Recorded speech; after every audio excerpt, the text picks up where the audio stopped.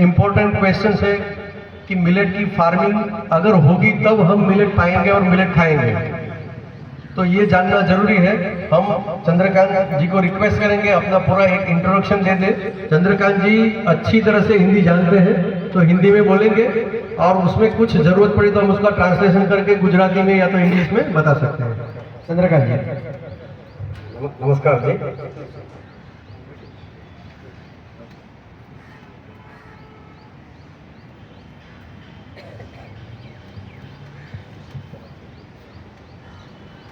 नमस्कार जी, मेरा नाम चंद्रकांत संगूर है।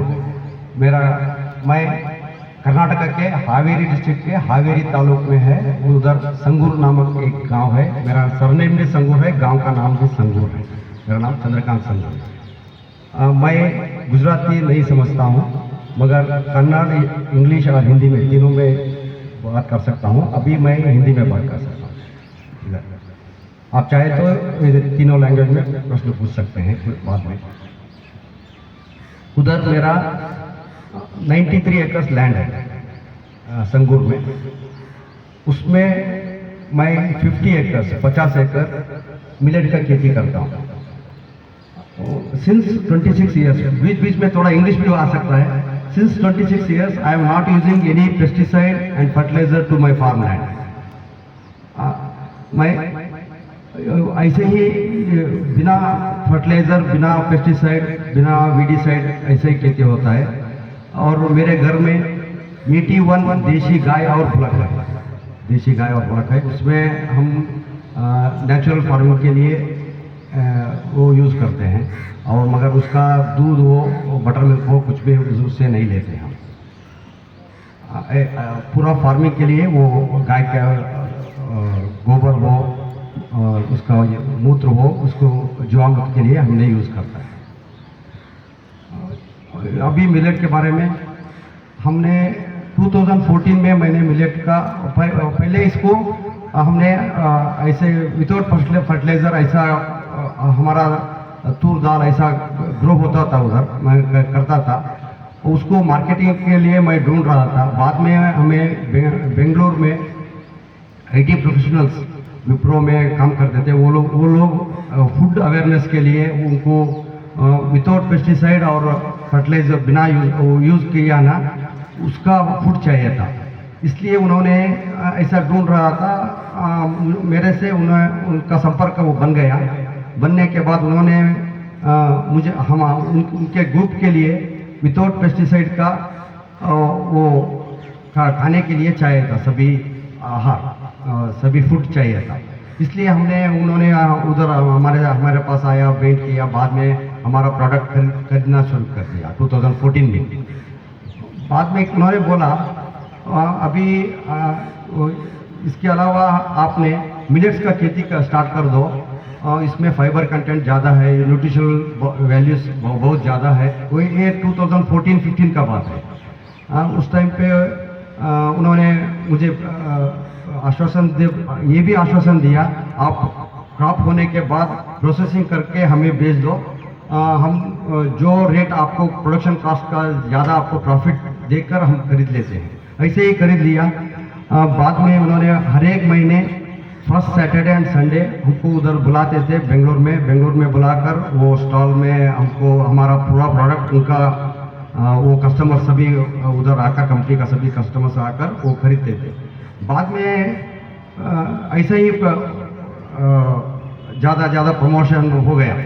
वो एक हमें एडवर्टाइज तो कुछ भी नहीं किया, वो एक से वही अच्छा प्रोडक्ट है, न्यूट्रिशन वैल्यू बहुत अच्छा है, फाइबर अच्छा है। हाँ, इसलिए हम यही खाना है, हमारा खाना यही है, गेहूँ और चावल छोड़कर यही खाए तो हमारा बीमारियाँ बहुत दूर हो जाएगा। वो उनका बाद में उनको एक्सपीरियंस ऐसा आ गया। आने के बाद उसको प्रमोशन उनका उधर कर्नाटका में सभी राज्यों का लोग उधर रहते हैं। उनका माता पिता दूसरे स्टेट में थे, उनको भेजना, ऐसा भेजो, ऐसा बोल दिया। ऐसे प्रमोशन हो गया। होने के बाद हमारा प्रोडक्ट तो 93 एकर्स में 50 एकड़ मिलेट्स का काम, मिलेट्स ही सोइंग का शुरू कर दिया हमने। पहले वो हमारा डिमांड नहीं मीट, उसके लिए हमारा खेत से जो होता था ना, वो मीट नहीं कर सका मैंने। बाद में मैंने क्या किया, बाजू के फार्मर्स, हमारा गांव के हो, बाजू गांव के हो, उस फार्मर्स को ये सोइंग कर दिया तो आपको प्रॉफिट मिलेगा, ऐसा समझा दिया मैंने। तो इसको मार्केट है ऐसा उन्होंने स्टार्ट किया। स्टार्ट करने के बाद वो उसको प्रोक्योरमेंट करके प्रोसेसिंग करके बेच रहे थे। बाद में 2018-19 में मार्केट इतना बहुत ज़्यादा बढ़ गया। बढ़ने के बाद हमने 2019 में 2015-16 में पहले सोसाइटी बनाया, सोसाइटी एक्ट में एक ग्रुप बनाया था। बाद में 2019 में हम without government support farmers producer company बना दिया 2019 में। सभी फार्मर्स को जो मिलेट्स उगाते थे ना, वो सभी फार्मर्स को ग्रुप करके कंपनी बना दिया। कंपनी बना के वो सभी फार्मर्स को हमने सीड प्रोवाइड करते थे फ्री में। उसको प्रोक्योरमेंट उसके घर तक जाकर प्रोक्योरमेंट करके वेयरहाउस में रखकर प्रोसेसिंग प्लांट का हमारा थोड़ा छोटा सा, वो हमारा एक डायरेक्टर का है, वो बहुत छोटा था पुराने, उसको एडवांस किया हमने। उसको प्रोसेसिंग करके अभी through out India courier agreement हुआ है, वो पूरा थ्रू आउट इंडिया अभी भेज रहे हैं। इससे पहले वो प्रमोशन करने से वो किसानों को समझाने के लिए बहुत मेहनत करना पड़ता है, क्योंकि वो ट्रेडिशनल क्रॉप जो रहता है ना, उसको अलग वो चेंज करने के लिए बहुत तकलीफ होता है। इसलिए उधर कर्नाटका गवर्नमेंट ने क्या किया, जो किसान 2017-18 में जो किसान ये मिलेट उगाता है ना, उसमें foxtail millet, little millet, barnyard millet, kodo millet, brown top millet और प्रोसो मिलेट, छठा वो 6th वन है, वो न्यूट्रल मिलेट है। फिर भी ये 6 मिलेट्स को गवर्नमेंट ऑफ कर्नाटका ने किसानों के लिए पर एकड़ 4,000 rupees up to 5 acres up to 20,000 rupees as an incentive दे रहा है। इसलिए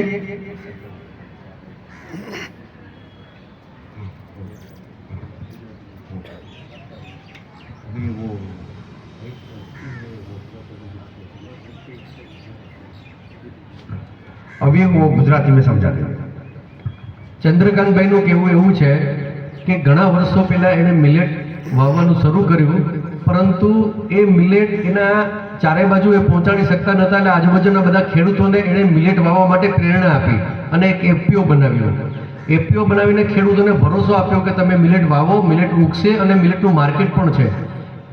મિલેટના ન્યુટ્રિશનના ફાયદા અને આરોગ્યના ફાયદા પછી આપણે જોવાના છીએ, પણ એણે એની જર્નીની શરૂઆત કેવી રીતે કરી, એક નાના ખેડૂતમાંથી આજુબાજુના 90 ખેડૂતોને મિલેટ વાવવાનું શરૂ કરાવ્યું. અને મિલેટ માટે કર્ણાટક સરકાર પાસેથી એક રિક્વેસ્ટ કરી કે જે ખેડૂતો મિલેટ વાવે છે એને સમજાવવા કેવી રીતે. તો કર્ણાટક સરકારે એક ખેડૂતને 1 એકર માટે 4,000 રૂપિયા અને મેક્સિમમ 5 એકર એટલે 20,000 રૂપિયા સુધીની સબસિડી આપી અને વાવવા માટે સરકારે પ્રેરણા આપી, એટલે ખેડૂતો વાવતા થયા. એમનું કહેવાનું એમ છે અને એમની વાત જે મારે તમને પહોંચાડવી છે એ છે કે એ એટલી બધી સરસ રીતે કામ કરી રહ્યા છે કે ખેડૂતો પાસેથી મિલેટને સીડ્સ આપીને વવરાવે છે. મિલેટ ઉગે ને એટલે અડધા જ્યારે ઉગેલા હોય ત્યારે એની સાથે કોન્ટ્રાક્ટ સાઇન કરી લે છે. હવે સમજવા જેવી વાત છે, જે બધા કરતા હોય છે જનરલી, પણ ચંદ્રકાંતજી એક સરસ કામ કરે છે. સે ફોર એક્ઝામ્પલ કોદરી છે આપણી ગુજરાતની, કોડો મિલેટ્સ જેને આપણે કહીએ છીએ. તો કોદરી જ્યારે એક ખેડૂત પોતાના 5 એકરમાં વાવે છે તો એમને ખબર હોય છે કે અંદાજે આટલું ક્રોપ આવશે, પાક આવશે, તો એ માર્કેટ રેટ પ્રમાણે ખરીદી લે. પણ થાય કેવું કે જ્યારે માર્કેટમાં કોદરી બહાર આવે ત્યારે બની શકે કે એના ભાવ ખૂબ ઘટી ગયા હોય અથવા વધી ગયા હોય. તો ચંદ્રકાંતમાં એવું કરે છે કે ભાવ ઘટી ગયા હોય તો પણ એ જ ભાવે આપે છે જે ભાવ એણે કોન્ટ્રાક્ટ કરેલો હોય. સે ફોર એક્ઝામ્પલ 90 રૂપિયા એણે ભાવ રાખ્યો છે અને બજારમાં ભાવ 70 ચાલે છે, તો એ બધાને 90 આપે. પણ સમજો કે 90 ના 130 થાય છે, તો ચંદ્રકાંતભાઈ એને 130 પાસ કરે. આ લોકોના 3 ડાયરેક્ટર છે અને આની પાસેથી શીખવાનું એ છે કે ખેડૂત સતત એનાથી ટકી રહ્યો છે છેલ્લા 10 વર્ષથી, કારણ કે ખેડૂતને કોઈ નુકસાન જ નથી. એટલે એમનું કહેવાનું એમ છે કે આવું મેં એફપીઓ ઊભું કર્યું અને ખેડૂતોને વવરાવવાનું શરૂઆત કરી. એની પાસેથી હું માલ લઈ લઉં છું, માલને પ્રોસેસ કરવા માટે એક જગ્યા ઊભી કરી, કારણ કે મિલેટ્સને પ્રોસેસિંગ બહુ હેડેક છે, એ જે લોકો ખેડૂત છે એને ખબર છે. એટલે એવી વાત કરે છે કે કર્ણાટક સરકારે એજ્યુકેશનમાં પણ મિલેટને મૂકેલા છે. चंद्रकांत। प्रोक्योरमेंट ऐसे करते हैं और पहले रेट सीड हम थ्रू आउट इंडिया सभी किसानों के लिए हम फ्री में सीड देते हैं, मिलेट का सीड फ्री में देते हैं। सिर्फ कोरियर चार्ज वो ट्रांसपोर्ट चार्ज जो होता है ना उतना ही हम लेते हैं उनसे। वो उगाते हैं, उसको पेस्टिसाइड हो फर्टिलाइजर हो कुछ भी नहीं चाहिए, नेचुरल फार्मिंग में वो क्रॉप आ जाएगा। वो कैसा सोइंग करना है उनको बता देते हैं हम। अभी हमने ट्रैक्टर में भी सोइंग कर सकते हैं, पहले हम बैल से करते थे, अभी ट्रैक्टर से भी कर सकते हैं।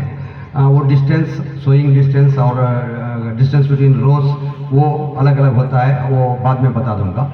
वो सोइंग होता है, क्रॉप होने के बाद वो मशीन से अभी हार्वेस्टर आया है, हार्वेस्टर से भी काट सकते हैं।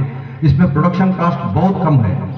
सीड में हम फ्री में देते हैं और मशीन से ट्रैक्टर से वो सोइंग कर सकते हैं, बाद में हार्वेस्टिंग भी कर सकते हैं। इसको पानी बहुत कम पानी से भी वो आ जाएगा। अगर फ्लड आ गया तो बारिश ज़्यादा होने वाला एरिया हो गया तो वो बार्नयार्ड मिलेट है, वो ये ड्रॉट रेजिस्टेंट है, also it is also flood resistant. अगर फ्लड हो गया तो भी वो क्रॉप आता है बार्नयार्ड मिलेट, वो अच्छा क्रॉप है। वो ऐसा बाद में उनको हार्वेस्ट होने के बाद उनके घर तक हमारा कंपनी का गाड़ी उधर जाकर प्रोक्योरमेंट करता है, उनके आगे ही वेट करके वो हम वेयरहाउस में रखते हैं। उसको प्राइस एश्योरेंस ऐसे देते हैं, उनका प्राइस पहले बोल देते हैं ये रेट में इस बार खरीद सकते हैं, से अराउंड 3000 पर क्विंटल ऐसे बोल देते हैं। उनको खरीदने के बाद उनको 70% हम पेमेंट दे देते हैं, एक 1 वीक में 7-8 डेज में उनको 70% दे देते हैं। बाकी 30% ऐसे रख देते हैं। वो पूरा हार्वेस्टिंग सीजन खत्म होने के बाद मार्केट में प्राइस फ्लक्चुएशन होता है, ऊपर नीचे होता है। अगर नीचे हो गया तो हम जो प्राइस बोलते हैं कॉन्टैक्ट हुआ था ना, वो रेट हमको उनको दे देते हैं 100%। अगर नीचे हुआ तो अगर 3000 से 5000 होता है, अगर 6000 होता है, ऐसा हो गया तो वो बाकी पेमेंट 30% सेकेंड बिल में देते हैं। वो एडिशनल डिफरेंस जो रहता है ना वो बाकी भी दे देते हैं, सभी किसानों को देते हैं। जो किसान 3000 में 10% देते हैं, 3300 में 10% देते हैं, 3700 में 10-15 ऐसे देता ही रहता है 3-4 महीने में। वो पहले जो 3000 को दिया ना उनको भी 6000 दे देते हैं। बाद में वो अगर मार्केट में फ्लक्चुएशन हुआ है तो, अगर कम हुआ है तो भी 3000 तो जो अश्योर किया था वो दे देते हैं। हमारा एक्सपीरियंस अभी तक क्या हुआ है, इतने सालों में 5-6 सालों में एक ही बार ऐसा हुआ है 3000 से 6000 हुआ है। वो सभी किसानों को हमने 6000 दे दिया बाद में, इसलिए हम उनको कॉन्फिडेंस आ गया। वो अभी तक रेट भी नहीं पूछते, वो सीड लेते हैं, क्रॉप डालते हैं और दे देते हैं। बाद में उसको अगर मार्केट में फ्लक्चुएशन ऊपर चढ़ गया तो वो ऊपर चढ़ने का वो भी ऑप्शन उनको दे देते हैं पैसा। अगर उन्होंने 70% लेने से पहले उनको घर में तकलीफ रहता है, हेल्थ का, घर में शादी रहता है, घर बनाने का कुछ प्रॉब्लम रहता है, पैसे चाहिए था, पैसे चाहता है, उसको वो चाहे तो 100% दे देते हैं उनको, मगर ये फ्लक्चुएशन का बेनिफिट हम नहीं देते, ये उसके साथ ही वो ख़त्म हो जाएगा। ऐसा प्राइसिंग पॉलिसी उनको कर दिया हमने। अभी क्रॉप का पैटर्न कैसा बताता हूँ मैं, ये बताते हैं સરજી એવું કહે છે કે આપણે અત્યાર સુધી એવું સાંભળ્યું કે ખેડૂત બધા અમારી સાથે જોડાયેલા છે અને આર્થિક નુકસાન ન જાય તો અમે એના માટે એફપીઓ કામ કરીએ છીએ. બીજું બહુ મહત્વની વાત કરી છે, આપણે ગુજરાતીમાં સમજવાની છે કે મિલેટ એવી વસ્તુ છે જે પોઝિટિવ મિલેટની વાત કરીએ છીએ સામે 5 અને 6ઠ્ઠું મિલેટની પણ વાત કરીએ. કોડો મિલેટ એટલે કોદરી, ફોક્સટેલ મિલેટ એટલે કાંગ, લિટલ મિલેટ એટલે કુદકી, બાર્નયાર્ડ મિલેટ એટલે સામો અને બ્રાઉન ટોપ મિલેટ હરિકંગની અને પ્રોસો મિલેટની વાત કરી જેને આપણે ગુજરાતીમાં છેના કહીએ છીએ. આ 6 મિલેટ વરસાદ અતિશય પડે તો પણ થાય અને જે જમીનમાં પાણી નથી, સૂકી જમીન છે, આપણે જાણીએ છીએ કે ડાંગની જમીન અલગ છે અને કચ્છની જમીન અલગ છે. બંને જમીનમાં આસમાન જમીનનો ફરક છે, પણ બંને જમીનની અંદર આ ક્રોપ થાય છે એટલે નાનો ખેડૂત છે એ ઓછા ખર્ચે આ વાવી શકે અને એમાં દવાની કે પેસ્ટિસાઇડની જરૂર પડતી નથી. सर, हम आपसे ये जानना चाहेंगे कि हमारी ज़मीन और आपकी कर्नाटक की ज़मीन में बहुत फ़र्क है लैंड में, जो फर्टाइल लैंड बोलते हैं। तो वो कर्नाटक में जो हम बोए जा सकते हैं मिलेट्स, आप सभी 6 मिलेट्स के नाम दिए, वो गुजरात में क्या बोए जा सकते हैं, पहले ये हमें आंसर दें। हाँ, वो सभी पहले पूरा देश में यही क्रॉप होता था before green revolution. Before green revolution यही क्रॉप होता था। ग्रीन रेवोल्यूशन के आने के बाद इसका महत्व घटा दिया, सरकार हो या पब्लिक हो घटा दिया। बाद में गेहूँ और चावल के प्रमोशन कर दिया। इसलिए अभी ये इसका बेनिफिट ऐसा हो गया है, बेनिफिट और लॉस ऐसा हो गया है। केमिकल गेहूँ ज़्यादा खाने से पंजाब में अभी आपको पता चला होगा, बठिंडा से बीकानेर तक कैंसर ट्रेन चल रहा है। अभी पंजाब में 28% कैंसर पेशेंट है, 28%, 100% में 28% कैंसर पेशेंट अभी पंजाब में है। इसलिए उनको कैंसर ट्रेन बठिंडा से, पंजाब के बठिंडा से राजस्थान के बीकानेर में एक टाटा जी का एक चैरिटेबल हॉस्पिटल है, फ्री में ट्रीटमेंट देता है कैंसर का। इसलिए गवर्नमेंट ऑफ इंडिया ने एक फ्री मुफ्त ट्रेन चला दिया है, उसका नाम रख दिया है कैंसर ट्रेन। अभी भी वो चल रहा है। इसलिए उसका ग्रीन रेवोल्यूशन का इफेक्ट, बैड इफेक्ट भी हुआ है। ये ग्रीन रेवोल्यूशन आने के बाद इसको कम कर दिया किसानों ने, क्योंकि इसको रेट नहीं मिला है, वो ज़्यादा यील्ड नहीं है, ऐसा हो गया। अभी क्या हो गया, 2023 को इंटरनेशनल मिलेट ईयर ने भारत सरकार ने यूनाइटेड नेशंस के WA को प्रपोजल दिया था। भारत सरकार की प्रपोजल को यूनाइटेड नेशंस ने एक्सेप्ट करके 2023 को इंटरनेशनल मिलेट ईयर ही घोषित कर दिया है। जैसे जून 21 को विश्व योगा डे भारत सरकार ने प्रपोजल दिया था, उसको एक्सेप्ट किया था ना, वैसे ही प्रपोजल पूरा वर्ष मनाने के लिए 2023 को इंटरनेशनल मिलेट ईयर बनाने के लिए पूरा देश सपोर्ट कर दिया है। अभी 3-4 दिन पहले पार्लियामेंट में भी प्रधानमंत्री जी ने संसद भवन में ये मिलेट का खाना ही अरेंज किया था, क्योंकि इसका अवेयरनेस ज़्यादा बढ़ाने के लिए, इसका महत्वपूर्ण बढ़ाने के लिए। अभी कर्नाटका गवर्नमेंट में ये अवेयरनेस करने के लिए स्कूल टेक्स्ट बुक में, प्राइमरी एजुकेशन में मिलेट्स का एक सब्जेक्ट इंट्रोड्यूस किया है। क्या मिलेट क्या होता है, उसका हेल्थ बेनिफिट क्या होता है, ऐसा इंट्रोड्यूस किया है, क्योंकि छोटे बच्चों को भी वो मालूम होना चाहिए। एनुअल एग्जामिनेशन में वो लेसन से एक प्रश्न जरूर आ जाएगा, क्योंकि इसलिए वो बच्चों ने अपने माता पिता से पूछ लेगा, पेरेंट्स से पूछ लेगा ये कि मिलेट क्या होगा। वो बच्चे पूछने से पेरेंट्स को भी पता चल जाएगा ये मिलेट का अवेयरनेस ऐसा है, उसका बेनिफिट ऐसा होने के लिए वो भी इधर कर सकते हैं।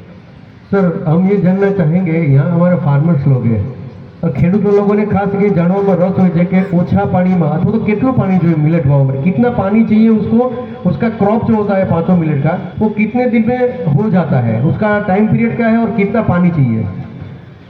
पहले 5 पॉजिटिव मिलेट्स के बारे में बता दूंगा मैं। वो 5 पॉजिटिव मिलेट्स जो 5 होता है, foxtail millet, little millet, barnyard millet, kodo millet और ब्राउन टॉप मिलेट। गुजराती में अलग नाम बाद में बता देंगे वो। ये 5 क्रॉप है, ये सभी 3 महीने का क्रॉप है एक्सेप्ट कोडो मिलेट। कोडो मिलेट का क्रॉप का ड्यूरेशन है 135 to 150 डेज। 4.5 महीने तक, 4.5 महीने से 5 महीने तक कोडो मिलेट का क्रॉप का ड्यूरेशन है, और बाकी सभी का 90 डेज का है, 90 डेज का है। ये सभी आप जून जुलाई में सोइंग कर सकते हैं इन मानसून सीजन। कोडो का सीजन है जून में ही करना है, थोड़ा लेट ज़्यादा हुआ तो भी आता है, मगर क्योंकि वो 5 महीने का है, जून से नवंबर तक का आ जाएगा वो, इसलिए जल्दी सोइंग होना चाहिए। बाकी सभी 3 महीने का होता है। लिटिल फॉक्सटेल मिलेट है ना, जो बरसात कम होता है उस एरिया में फॉक्सटेल मिलेट का क्रॉप हो सकता है वरसाદ। और એનું કેવું એમ છે કે જ્યાં વરસાદ ઓછો છે ત્યાં ફોક્સટેલ મિલેટ એટલે કે કાંગ એ સૌથી સારી થાય છે। કોડો મિલેટ એટલે કોદરી એ 4.5 મહિનાનો પાક છે, એટલે બાકીના 4 મિલેટ છે એ 90 દિવસનો પાક છે। એટલે હું માનું છું ત્યાં સુધી સર, बाकी के जो 4 मिनट जो 90 डेज के जो क्रॉप है वो हम 2 बार या 3 बार कर सकते हैं क्या? 2 बार कर सकते हैं, मगर कोडो जो है वो भी 2 बार कर सकते हैं क्या? एक बार तो बेटर है सर। एक बार बेटर है। તો કોદરી જે છે આખા વર્ષમાં એકવાર, કારણ કે 4-4.5 મહિનાનો પાક છે, અને બાકીના જે મિલેટ છે ખાસ કરીને ફોક્સટેલની એટલે કાંગની વાત કરી, તો જે ઓછું આપણને ખબર છે કે ગુજરાતમાં ક્યાં પાણી ઓછું છે, સુરેન્દ્રનગર, કચ્છ, આ બધા પાણી વગરના વિસ્તાર છે, અમરેલી, तो ત્યાં ઓછા પાણીમાં કાંગ ફોક્સટેલ मिलेट कम पानी में होता है, तो सर बाकी के मिलेट के बारे में बताइए। फॉक्सटेल मिलेट का कम पानी में होता है, उसका यील्ड भी कम रहता है और दाम भी कम रहता है। उसका प्रोसेसिंग है ना, उसका प्रोसेसिंग बहुत इजी है, बहुत इजी है। अपना विलेज में जो फ्लोर मिल रहता है ना, उसमें भी कर सकते हैं, क्योंकि उसका शेप राउंड रहता है, कर सकते हैं उसमें। पानी इजी क्रॉप है, प्रॉफिट भी बहुत कम है, इजी टू प्रोसेस क्रॉप आता है, यील्ड भी बहुत कम रहता है, दाम भी कम रहता है ये फॉक्सटेल मिलेट का। उसका फॉडर કાંગ છે એનું yield પાક ઓછો આવે છે, ભાવે ઓછો છે, પણ આરામથી એનું પ્રોસેસ થઈ જાય કે એનો દાણો ગોળ હોય છે। મિલેટનો દાણો છે ને એ બધા મિલેટ સરખા નથી, એના અનઇવન શેપ છે, એનો આકાર છે ને અનઇવન છે, એટલે એનું પ્રોસેસિંગ થોડુંક ડિફિકલ્ટ છે। પણ ફોક્સટેલ મિલેટ છે એનો ગોળ દાણો છે એટલે પ્રોસેસિંગ જલ્દી થઈ જાય છે, પાક ઓછો આવે છે, ભાવ પણ ઓછો આવે છે। આ 3 વસ્તુ ફોક્સટેલ સાથે છે। उसका फॉडर घास है, चारो जे एनो घास है ना, वो भी अच्छा रहता है, वो अच्छा रहता है। फॉडर उसका अच्छा रहता है।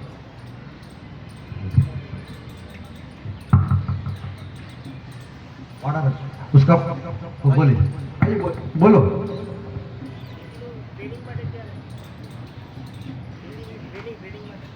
ट्रेनिंग ट्रेनिंग માટે ટ્રેનિંગ જ કે ટ્રેનિંગ ખેતીની ટ્રેનિંગ નહીં, ખેતીની ટ્રેનિંગ નથી, આ આપણે ખેતી વિશેની માહિતી છે ના, એ ટ્રેનિંગ અલગ છે।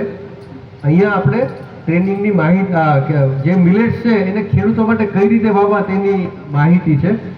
ચંદ્રકાંતજી મેં વાત કરી તેમ કર્ણાટકથી સ્પેશિયલ એનું જાણકાર છે, એટલે આપણે એને બોલાવીએ। અત્યારે આપણે વાત કરીએ છીએ ફોક્સટેલ મિલેટની એટલે કાંગની। और सर दूसरे जो मिलेट हैं, जैसे हमने कोडो साइड में रखना है, कोडो के बारे में बाद में कर, बाकी फॉक्सटेल मिलेट के सिवा जो मिलेट है, ब्राउन टॉप मिलेट, हरिकांग, बार्नयार्ड मिलेट, सावा, कुदकी, वो सब है, उसके बारे में उसको किस सीजन में बोया जाना चाहिए और कैसे जमीन में उगता है, वो पानी कितना चाहिए, मेन वो है। नेक्स्ट फॉक्सटेल का हो गया। अभी लिटिल मिलेट ये 90 डेज का क्रॉप है। ये बारिश कम हुआ तो ज़्यादा आता है, वो ज़्यादा हुआ तो आता है, वो नो प्रॉब्लम है, ये अच्छा आता है, अच्छा आता है। इसका दाम भी बहुत ज़्यादा रहता है। कांगनी का रेट अभी 2800-3000 है। अभी वो लिटिल मिलेट का रेट है, लिटिल मिलेट का रेट है अबव 4000 है अभी, क्योंकि इसका यील्ड भी फॉक्सटेल से ज़्यादा रहता है, फॉक्सटेल का यील्ड 5 to 6 क्विंटल्स रहता है, इसका 8 to 10 क्विंटल्स रहता है, अच्छा आता है क्रॉप। ये 2 सीज़न में, एक साल में 2 बार कर सकते हैं, जून जुलाई में भी कर सकते हैं और दिसंबर के बाद भी अभी भी कर सकते हैं, दिसंबर जनवरी फरवरी तक कर सकते हैं। जो समर में करते हैं वो विंटर के बाद करते हैं ना, वो क्रॉप बहुत अच्छा रहता है, उसका दाम भी बहुत ज़्यादा रहेगा। जो इरिगेशन में करता है, सिंचाई में करता है ना, उसमें उसका रेट भी ज़्यादा रहता है, उसका क्वालिटी भी बहुत अच्छा रहता है, मार्केट में उसका रेट भी बढ़ जाता है उस टाइम पर। लिटिल मिलेट के बारे में बता दिया मैंने। और बार्नयार्ड मिलेट वो बहुत अच्छा क्रॉप है। ये इसमें डिसएडवांटेज है लिटिल मिलेट में, वो क्रॉप आने के बाद थोड़ा गिरता है, ये किस वन साइड गिरता है, जो विंड होता है ना उसी हिसाब से, तो अब आफ्टर 80 डेज थोड़ा गिरता है, ये डिसएडवांटेज है इसमें। और थर्ड बार्नयार्ड मिलेट है, ये बेस्ट क्रॉप है, बेस्ट क्रॉप। ये पूरा रेजिस्टेंट है, फ्लड का रेजिस्टेंट है, ड्रॉट का रेजिस्टेंट है, किसी का जमीन किसी प्रकार का जमीन हो ये क्रॉप आ जाता है, बहुत अच्छा क्रॉप आता है। ये रेजिस्टेंट क्रॉप है, अगर ज़्यादा विंड हो गया तो वो गिरता नहीं, कुछ भी वो गिरता नहीं, बहुत रेजिस्टेंट क्रॉप है। वो हार्वेस्टिंग के लिए भी बहुत अच्छा है, वो सभी स्टैंडिंग रहता है, पूरा मशीन से काट सकते हैं। मैं इसमें 50 एकड़ में 35 एकड़ बार्नयार्ड ही करता हूँ, क्योंकि ये इसका रेट भी ज़्यादा रहता है, रेट भी ज़्यादा रहता है। जितना ज़्यादा रहता है लिटिल मिलेट से भी थोड़ा ज़्यादा रहता है, और ये नहीं तो लिटिल मिलेट से ही अप्रॉक्सीमेट रहता है, मगर यील्ड भी ज़्यादा रहता है, यील्ड भी बहुत ज़्यादा रहता है, गिरता नहीं। इसका ये इसको बर्ड्स पक्षी खाते हैं, वो बहुत अट्रैक्टिव है, वो बहुत अच्छा टेस्ट रहता है उसका, इसलिए वो खाता है। अगर एक एक किसान किया तो वो सभी खा जाता है, ग्रुप में किया तो वो तो कम डैमेज हो सकता है। ફોક્સટેલ એટલે કાંગ પછી એને બે વાત કરી, લિટલ મિલેટ અને બાર્નયાર્ડ મિલેટ। લિટલ મિલેટ એટલે કૂતકી અથવા ગજરો આપણે કહીએ છીએ ગુજરાતીમાં, કૂતકી એકદમ ઝીણો દાણો હોય, અને બીજું બાર્નયાર્ડ મિલેટ એટલે સામો, જે આપણે સામા પાચમ કહીએ છીએ। આ બેની વાત કરી। ફોક્સટેલ મિલેટ ઓછો ઉગે છે, પાણી ઓછું જોઈએ છે, પણ એનો ભાવે ઓછો છે, જ્યારે લિટલ મિલેટ અને બાર્નયાર્ડ મિલેટ, કૂતકી ગજરો કે કૂતકી અને સામો, આ બેનો પાકે સરસ થાય છે, ભાવે સરસ આવે છે, બંનેનો વધારે આવે છે, પણ ગાજરો કે કૂતકી છે લિટલ મિલેટ એ પવનને કારણે પડી જાય છે, એટલે એને હાર્વેસ્ટિંગમાં તકલીફ પડે। જ્યારે સામો જે છે એ એકદમ કટાર ઊભો રહે છે અને સરસ મજાનો પાકે થાય છે, એટલે આ બે છે એમાં એવું કહે છે કે 50માંથી હું 35 એકરમાં આ જ વસ્તુ વાવું છું, કારણ કે બંનેના ભાવ સારા આવે છે। પણ લિટલ મિલેટ કરતાં બાર્નયાર્ડ મિલેટ એ સારો છે વાવવા માટે, કારણ કે ઉગે છે, પડતો નથી અને કાપવામાં પણ સરળ રહે છે અને ભાવ પણ સરસ મળે છે। उसके बाद सर ये 2 मिलेट लिटिल मिलेट और बार्नयार्ड मिलेट, उसके बारे में समझाया। अब ब्राउन टॉप मिलेट जो है, हाँ कोडो के बारे में, ये लिटिल मिलेट और बार्नयार्ड मिलेट का फॉडर, गाय खाने का वो फॉडर होता है ना, वो बहुत अच्छा रहता है, नो प्रॉब्लम, वो अच्छा रहता है। और fourth one is kodo millet, ये थोड़ा लाल रंग का रहता है, ये क्रॉप तो अच्छा आता है, मगर उसका फॉडर जानवर में ज़्यादा पसंद नहीं करते। इसका एडवांटेज ये है, अगर पक्षी पक्षी नहीं खाता है इसको, क्योंकि इसका दाने होता है ना अंदर होता है, उसको नहीं दिखता है। बाहर से हम देखें तो भी हमको भी नहीं दिखता है, अंदर वो ग्रेन्स होता है, इसलिए पक्षी का डैमेज नहीं होता है, पक्षी ने उसको डैमेज नहीं करता, खाते नहीं। वो भी ये क्रॉप भी अच्छा आता है, वो क्रॉप भी 8 क्विंटल आता है, मगर इसका डिसएडवांटेज ये जानवर नहीं, फॉडर को जानवर नहीं ज़्यादा पसंद नहीं करता, क्योंकि वो लाल रंग का रहता है, टेस्ट नहीं होगा उनको, इसलिए वो ज़्यादा जानवर नहीं खाता। इसका ये नहीं गिरता नहीं है, वो मशीन से हार्वेस्ट कर सकता है इसमें। और फिफ्थ है brown top millet. Top millet को हरी कांगनी बोलते हैं गुजरात में। ये बड़ा बेस्ट क्रॉप है, उसको सोइंग करने के बाद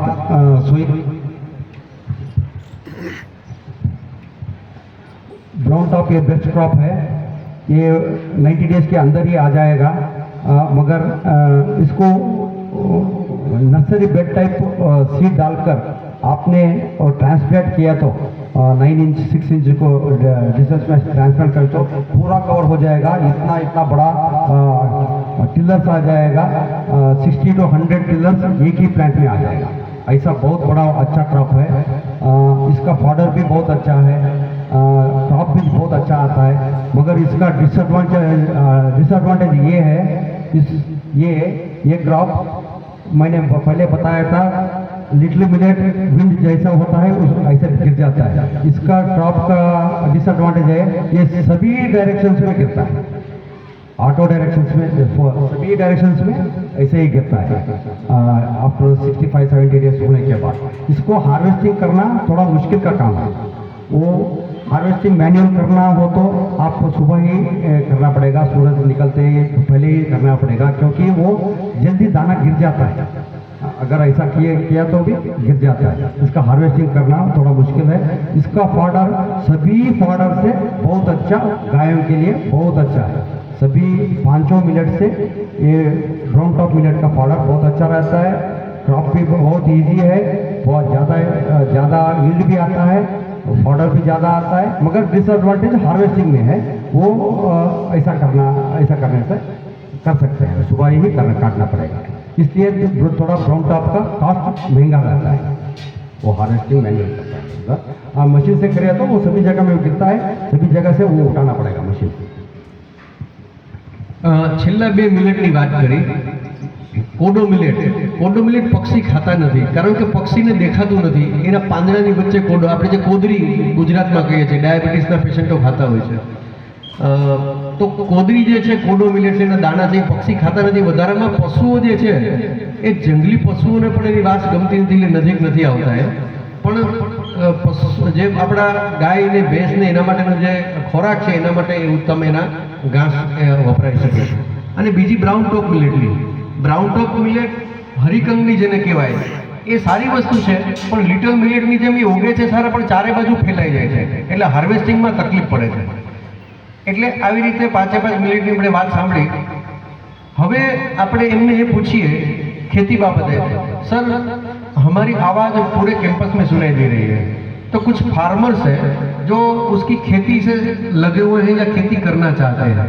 आपने बता दिया कि वो कम पानी में होता है, कौन सा पाक कितने दिन में पक जाता है, उसका रेट क्या है, वो सब हमें सुन लिया, मगर अब जानना ये चाहेंगे कि जो उसको ग्रो करने की जो सिस्टम में पद्धति है, 3-4 तरीके से उसको ग्रो करते हैं ना, उसके सीड्स हैं। सर चंद्रकांत जी पूरे इंडिया में फ्री सीड्स देते हैं, हमने भी मंगवाए हैं, लास्ट 2 साल में करीब 10 बार मंगवाए हैं। वो सीड्स फ्री में देते हैं और ट्रांसपोर्टेशन का जो चार्जेस है वो हमें पे करना पड़ता है, मगर उसका एक मिशन है कि पूरे इंडिया में ये ग्रो हो जाए। सर आप सीड्स सबको फ्री भेजेंगे क्या? हाँ भेज रहे हैं, अभी भेज रहे हैं सर, फ्री भेजेंगे। नंबर वन ये सीड फ्री किसानों के लिए भेजेंगे, मगर हमारा एरिया में हमारा ऐसे कृषि विज्ञान केंद्र, यूनिवर्सिटी, एग्रीकल्चर डिपार्टमेंट लेते हैं, उनको फ्री में नहीं देते, उनको डबल चार्ज करते हैं। हाँ, मगर किसानों के लिए फ्री देते हैं। ખેડૂતો માટે એ સીડ્સ ફ્રી આપે છે ઓલ ઓવર ઇન્ડિયા। તમારે એમનો નંબર જોતો હશે તો હું શેર કરી દઈશ, તમે એમનો કોન્ટેક્ટ કરી અને તમારે કેટલી જમીન છે, 5 વીઘા, 10 વીઘા, 2 વીઘા, 4 વીઘા, 1 વીઘામાં પણ વાવી શકાય, કારણ કે હું ખેડૂત નથી પણ મેં પણ ગયા વર્ષે 5 વીઘામાં વાવવાની કોશિશ કરી છે, એ વિશે આગળ આપણે વાત કરીએ છીએ। चंद्रकांत जी, आप जो वो मिलेट बोने का तरीका है, किस तरह से, मतलब अच्छे तरीका क्या है, क्योंकि हमने भी कोशिश ऐसे स्प्रिंकलिंग करके किया, कुछ ऐसे ज्वार की तरह हमने, और तो अच्छा इसमें हमें कुछ सक्सेस मिला और कुछ में हम फेल गए हैं, कुछ अच्छी तरह से हुआ नहीं, निकला नहीं।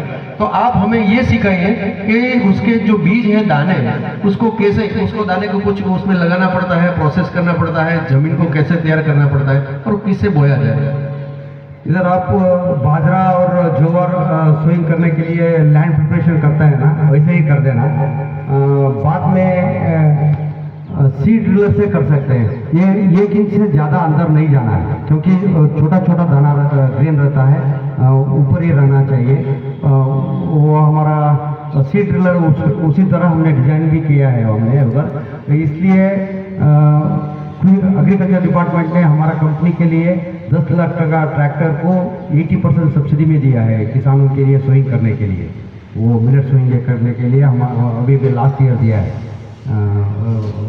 उसी से ही हम करवा देते हैं। छोटे छोटे किसानों को भी कल्टीवेशन करके, वो लैंड प्रिपरेशन करके भी कर देते हैं। हमारा जितना है हम बाकी सभी वो किसान ही आपस में, अगर हमारा किसान भी सभी एक्सपर्ट है सोइंग करने में, वो क्रॉप सीड अंदर ज़्यादा मत जाना है।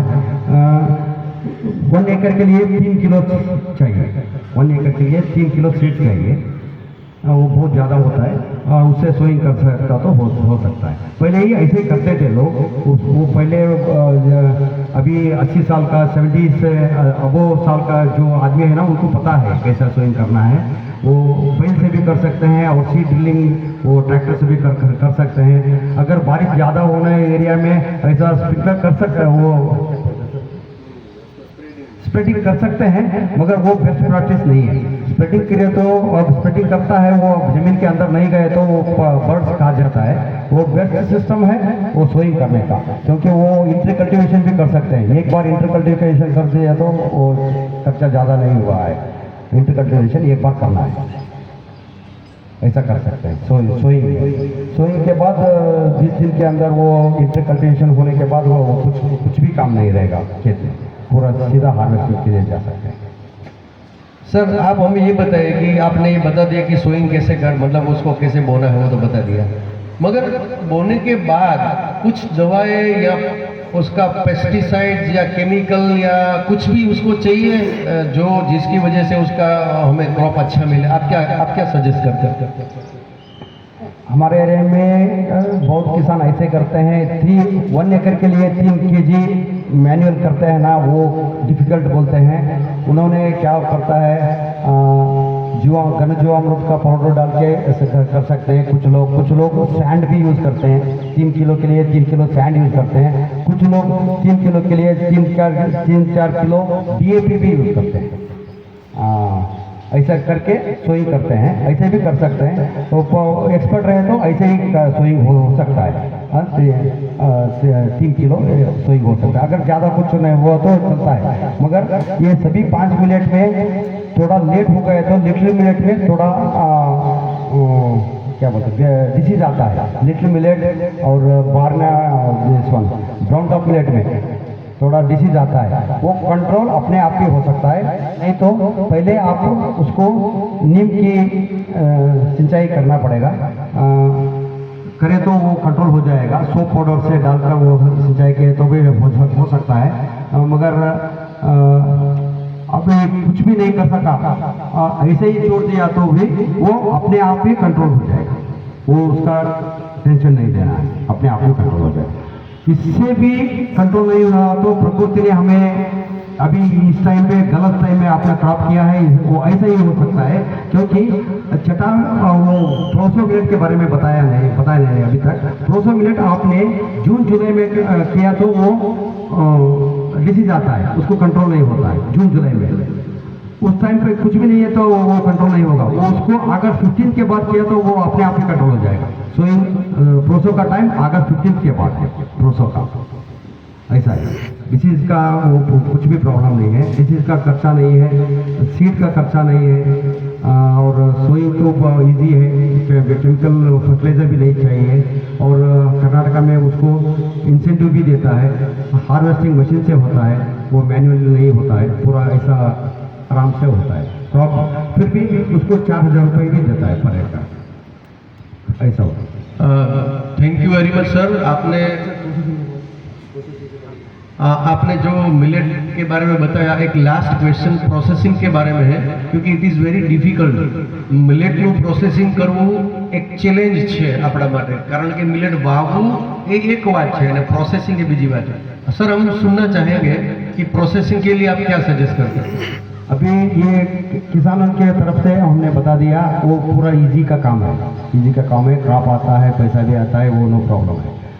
और प्रोसेसिंग में फॉक्सटेल मिलेट और लिटिल मिलेट ये राउंड शेप में रहता है। पहले ही बताया था मैं, फॉक्सटेल मिलेट का प्रोसेसिंग बहुत इजी है। ऐसे ही लिटिल मिलेट का प्रोसेसिंग भी बहुत इजी है। वैसे ही दाना रहता है, वो ग्रेन रहता है, वो प्रोसेसिंग इजी हो जाता है। मगर इसी तरह प्रोसो भी राउंड शेप में रहता है, वो भी इजी होता है।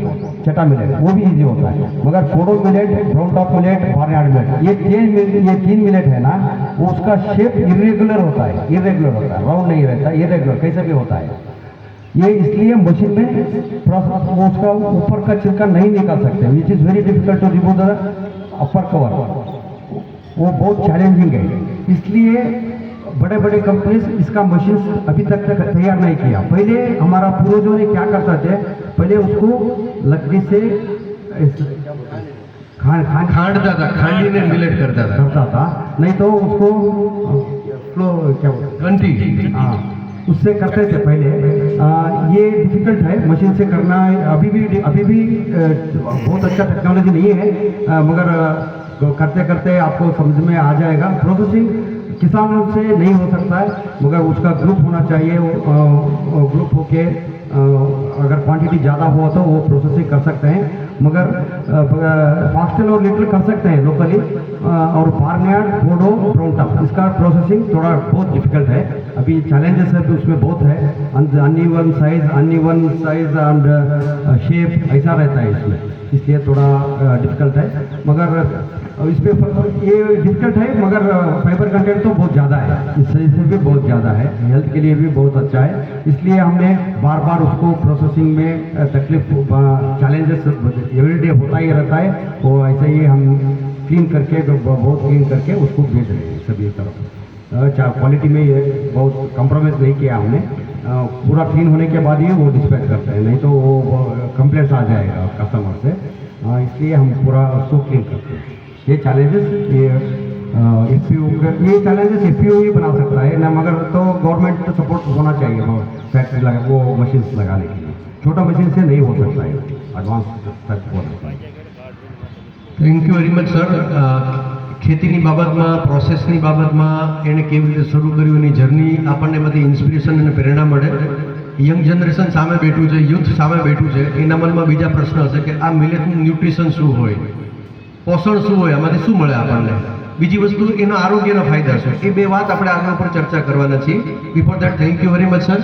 आप इधर कर्नाटका में ये प्रोसेसिंग मशीन्स के लिए 50% सब्सिडी एफपीओ को देता है। इसको वैल्यू एडिशन के लिए अभी अभी नया स्कीम लॉन्च किया है, 75% तक सब्सिडी देता है वैल्यू एडिशन। वो प्रोसेसिंग होने के बाद और दूसरा क्या बनाते हैं वैल्यू एडिशन करता है ना, उसको 75% ऐसा स्कीम भी लाया है। बहुत काम कर्नाटका में किया है। કર્ણાટક સરકારે જે વાત કરે છે તે પ્રમાણે ઘણી બધી સબસિડી પ્રોસેસિંગમાં આપી છે, ખેતીમાં આપી છે, અને આપણે હવેથી આપણી સરકારને પણ વિનંતી કરશું કે ખેડૂતો માટે અને પ્રોસેસિંગ માટે, એટલે યુથ જે છે એને સ્ટાર્ટઅપ શરૂ કરવું હોય મિલેટ प्रोसेसिंग में तो फायदा થાય. Now I would like to request madam जो हमारे बीच आज हैं गुजरात यूनिवर्सिटी से, जो मिलेट एंड न्यूट्रिशन के बारे में एक्सपर्ट है, हमारे सामने यूथ बैठा है and we would like to know the nutritional value.